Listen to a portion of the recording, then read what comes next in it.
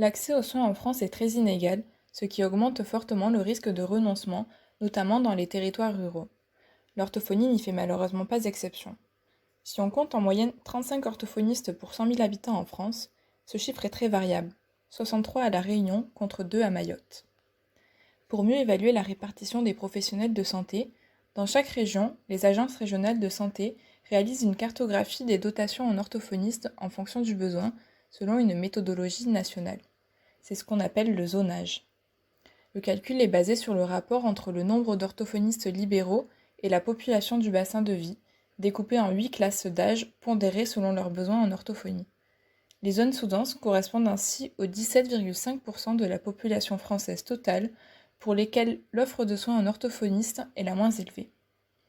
3 types de contrats incitatifs existent et permettent aux orthophonistes installés en zone sous-dense de toucher jusqu'à 30 000 € répartis sur 5 ans. Après avoir constaté un manque d'informations au sujet du zonage chez les étudiants en orthophonie, ce mémoire portait sur l'étude des pratiques orthophoniques en zone sous-dense en comparaison aux zones mieux dotées. Un questionnaire diffusé aux orthophonistes en exercice libéral ou mixte en France a permis de recueillir 145 réponses, dont 49 d'orthophonistes exerçant en zone sous-dense. Nous avons ainsi pu constater qu'il n'existait pas de réelle différence sur les volumes horaires hebdomadaires et le nombre de rendez-vous selon la zone d'exercice. Nous avons également constaté que presque 80% d'orthophonistes en zone sous-dense partageaient leur cabinet avec d'autres professionnels de santé, un pourcentage équivalent aux zones mieux dotées. Ainsi, les orthophonistes des zones sous-denses ont tendance à se regrouper entre eux et avec d'autres professionnels de santé pour éviter l'isolement.